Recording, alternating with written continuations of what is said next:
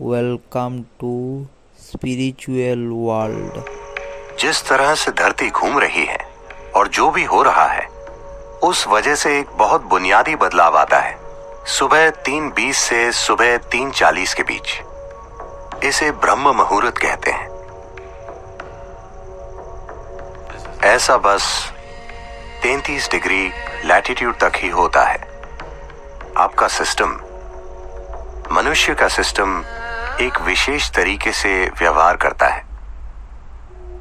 ये एक संभावना है। तो एक जागरूकता रही है इस संभावना का इस्तेमाल करने की। आपका जीवन उन कई चीजों का परिणाम है जिन्हें हम ब्रह्मांड कहते हैं या जिन्हें हम अस्तित्व कहते हैं। तो हम इस जबरदस्त घटना का परिणाम है जिसे हम सृष्टि कहते हैं। हम अपने आप में एक अलग जीवन नहीं है। तो जब आप तालमेल में होंगे तो कुछ चीजें होंगी। हमारे अमेरिका के टेनेसी में स्थित आश्रम में ऐसे झिंगूर पाए जाते हैं जो 17 सालों में सिर्फ एक बार जागते हैं। क्या आपने ऐसा कुछ देखा है? वो समझ जाते हैं कि 17 साल हो गए और वो जाग जाते हैं। फिर वो बच्चे पैदा करते हैं और सो जाते हैं। वो समझ जाते हैं कि 17 साल हो गए, वो भी बिना किसी अलार्म बेल के। तो ये कैसे होता है? मैं कह रहा हूं कि वो प्रकृति के साथ तालमेल में है। हमने प्रकृति के साथ तालमेल खो दिया है और हमें लगता है कि यही हमारी प्रकृति है। नहीं, कई सारी बीमारियां और समस्याएं जिनका मनुष्य अनुभव कर रहे हैं वो बस इसलिए हैं क्योंकि हमने वो जागरूकता खो दी है कि उन कई सारी शक्तियों के साथ तालमेल में कैसे रहा जाए जो हमें वो बनाती हैं जो हम हैं। तो योग वो तालमेल लाने के लिए है ताकि आप जीवन के साथ लय में हो। अगर आप जीवन के साथ लय में होंगे तो आप भी सुबह 3 बजे के थोड़ा बाद जागेंगे। अगर आप जागरूक हैं तो अचानक आपके अंदर जीवंतता की एक किरण जागेगी और अगर आप गहरी नींद में भी हों तो भी जाग जाएंगे।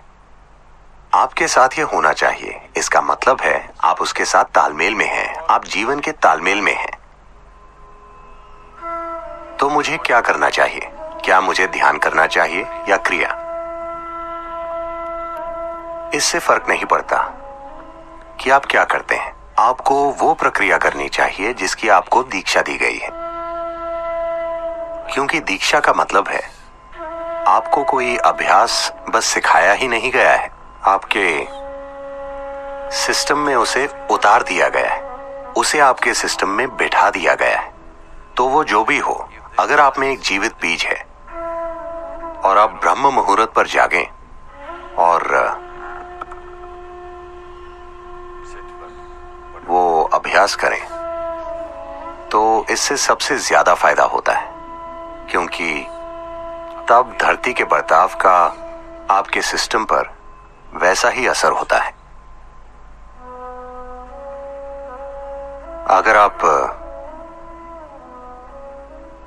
एक विशेष तरह से जागरूक हो जाएं, आपके अंदर एक खास स्तर की जागरूकता आ जाए, तो आप बस जान जाएंगे You will simply know when the time is.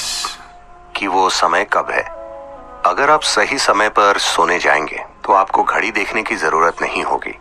आप हमेशा जान जाएंगे कि 3:40 बजे हैं, क्योंकि फिर शरीर एक अलग तरह से बर्ताव करता है।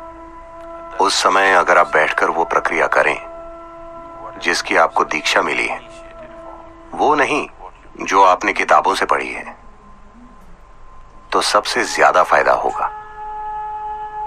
उस समय बीज को अंकुरित होने के लिए जरूरी मदद मिल जाएगी, या वो अन्य समय के मुकाबले ज्यादा तेजी से विकसित होगा। ये सिर्फ दीक्षित लोगों के ही लिए है। अगर आप दीक्षित नहीं हैं, आप किताब योगी हैं, तो 3:40, 6:40, 7:40 इससे कोई ज्यादा फर्क नहीं पड़ता। ऐसे लोगों के लिए संध्या काल ज्यादा महत्वपूर्ण होते हैं।